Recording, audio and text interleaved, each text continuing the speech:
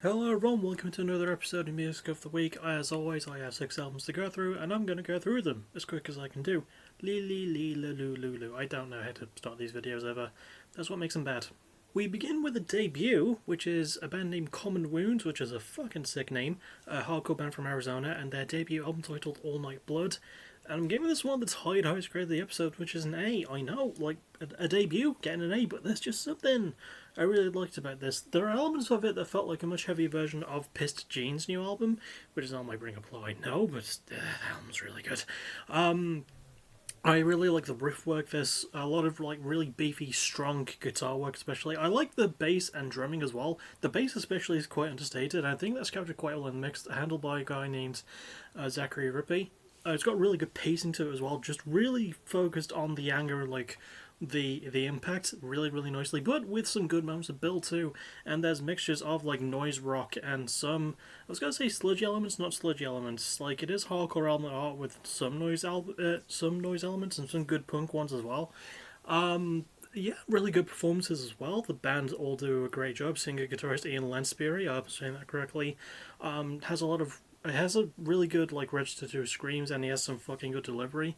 If I had like one like thing I would hold against it, maybe the lyrics, I guess. The themes are good. There's good things of mental health and hope, and just trying to move on with how shite the state of the world is. But you know, it's all dealt with in a nice way. But it's not always fully easy to decipher. But that's really the only complaint. This is a fucking good album. Quite possibly a late entry, you know, to my best of the year. I've still got all those catch-ups to do, but I recommend giving it a spin. It was a really surprisingly fucking good debut. Next we go to England, specifically Hertfordshire, for an alt-metal band named Defences, and their third album, Shadowlight. This is my first album by them, and this one gets the lowest grade of the episode, which is a C+. I liked most of the instrumentation. I actually think it's really good in some places, and the drumming is quite nice, and the band do their best to sell it as well. They put in a good effort, especially lead singer Cherry Dewsbury. She's got a really good sort of tone to her voice. Reminds me a bit of Lizzie Hale in a way, you know, not as aggressive as Lizzie, but like has that soaring impact that Lizzie has when she needs to tap into it, you know? Like Cherry has a very similar thing. But I think the problems with this album are not the fault of the band. I feel like the pacing doesn't really do a whole lot. It feels very by the numbers for the most part, and not really in a good way. The lyricism is sort of it's a good main theme of like accepting inner darkness and trying to, you know, learn to live with it. Right, that's good. But the writing around it is very generic and sort of filled a bit too much with platitudes and doesn't really have a lot of depth to it.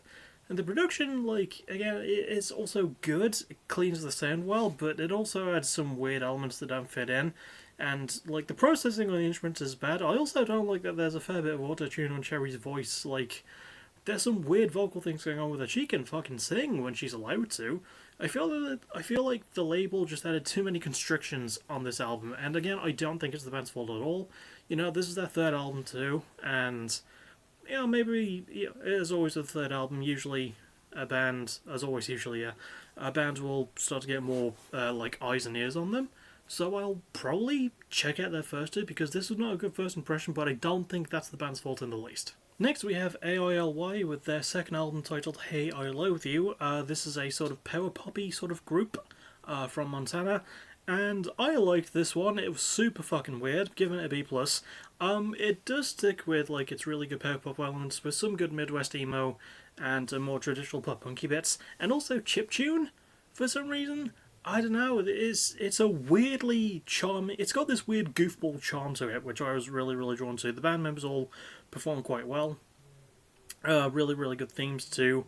Mostly those of mental health and how social media affects the perception of mental health. Quite handled nicely, and it even gets pretty dark at times as well. I also like the mix of instrumental choices to add in all these weird elements. The problem is that the production doesn't quite keep up with those elements. It does a bit of a bad job in like burying some parts of it, and the vocals really sound fried as a result. I don't think that's because the singer can't sing, because I think they can. I just think that the production didn't do them any favors, you know? And I think the pacing is also pretty good. It's like the experimentation does carry it along, but there can be a little bit of drag, especially near the end of the album. It feels like there's a fair bit of filler material that probably could have been taken out, but you know, for a band very early in their career, they know how to have fun and they can pen some really good themes as well when it comes to it, you know. Solid riffs, all in all, and the band just have a really good sense of chemistry and just a good energy with each other, which I think is what carries the album more than anything, just really fun vibe. Next, we go to Sweden for a band called Shamash and their fifth album, The Maldoror Chants Old Ocean. So, from what I know when I was looking this up, The Maldoror Chants is taken from a French surrealist novel from the 19th century named Le Chant de Maldoror. I don't know if I said that correctly, and I don't remember the author's name. But that book, that novel, actually sort of has inspired the themes, I guess is the word I was looking for, about like existentialism and human nature, which are handled quite well. You know, the instrumentation is really bloody good too. It goes to some surreal places, sort of what somewhat fittingly, but like it has so much good shit going for it, especially the guitar, which has some really nice heavy lifting. I like the guitar solos as well. The band do a really good job too, but lead guitarist Jonas Merb, I think, does a good job, and I'll explain why I said I think, because on the band's Metallic page, they're all listed by initials, and even when you click on their names, it doesn't give you the full names, so I just think that Jonas Merb is the lead guitarist's full name. I don't bloody know. My main issue, well, I also like the production as well, just really nicely handled in terms of the mix. But I think my main issue might sort of be the pacing, because a lot of the songs are quite long, but it's not really negative because there's so much happening with those songs, and there's a really good core narrative, which I think maybe the band could lean into a bit better, but it's not handled terribly in the least, you know? It does have the good, like, ease of mind to not disappear up its own ass, when it really could have, so yeah, like, it's a bit long, but it feels justified in its length. I'm also giving it a B+, plus in case I forgot to do that. But yeah, for a good old bit of, like, avant-garde Swedish black metal, really good shit, just a good style mix too. Yeah, really enjoyed it. Bit long, but still really good. Next, we have State Champs with their fifth album, State Champs. This is a pop punk band from Albany. This is a band I've got quite a soft spot for, and this is also the other A grade of the episode. I really like this. This might be my favourite State Champs album from the ones I've heard. Then again, I've not listened to their first two yet. The Final Things and All Around the World, I think was the name of the second one. I know the debut was called The Finer Things. Just really liked it, though. I will admit, in terms of its lyricism, it's not the most nuanced thing, you know. There's good themes of loss and self-discovery, but it feels weirdly tonally consistent and kind of predictable, as can the pacing at times, but do you know what? I don't care. I was having a really fun time. This album is just a really fun, vibey, energetic, charming, pop punky, goody shit. You know, I really like the production a lot as well. I think the production is my favourite thing on the album. Really solid mix, really good pacing. Maybe a couple of songs near the end do feel like they outstay the welcome. It also does feel like it reaches a satisfying conclusion, but again, it's just here for the fun vibes, you know. Really good guitar work. I like that there's more solos in this one, and I wish that the band's lead guitarist Tyler would do more solos.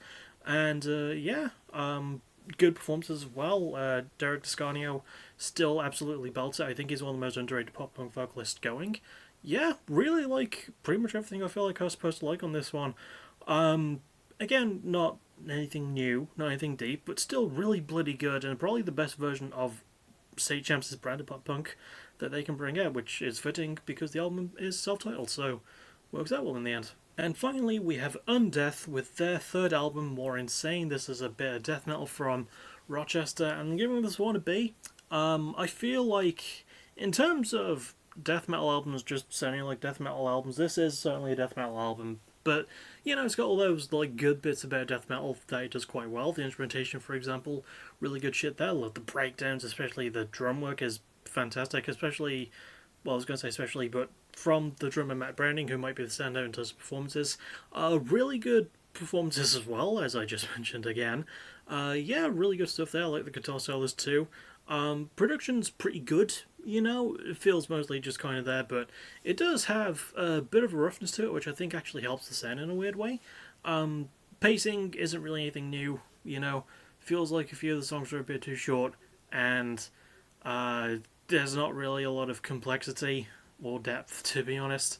And the lyricism is about what you would expect from death metal lyricism from bands just trying to be Cannibal Corpse, just writing about murdering people in graphic detail and stuff, and like horror and like zombies and violence. Is just people know I don't fucking like it. Not because it's like gory or horrible to read through, but like it's not a theme I necessarily relate to, and so many death metal bands do it, and I'm not really sure why.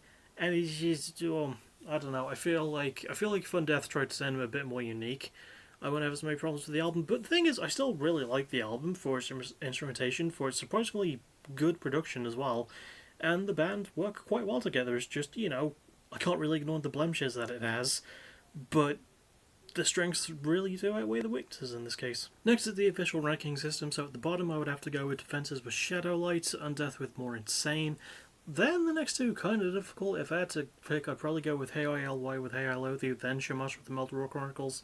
Then top two would probably be State Champs with State Champs, and then number one from last week, in my opinion, would be Common Wound with All Night Blood. Fucking great debut. I was always going to listen to all of these yourself. Favourite album cover goes to Hey I Ly with Hey I Loathe You, because it was actually art done by an actual person, not fucking AI, which is nice, but also just a lot of stuff on it, and it just looks really nice. I like it. It reminds me a little bit of Cult Mentality by Avoid from back in 2022. That's got a really good cover to it as well. Not like as put together as well, but like endearingly messy like the album is. Kind of fits. Favourite song goes to The Diplomat from All Night Blood by Common Wounds. Really great closer, really good themes, really good riff work. Fucking love it. That'll be it for me. Next thing you'll see me for will probably be a fair bit of streaming over the next couple of days because there's no PBW versus AVW because of Defy the Gods being last Friday, so I've taken a week off. So I'm hoping to start streaming my next Let's Play starting tomorrow, which should be Monaco the World.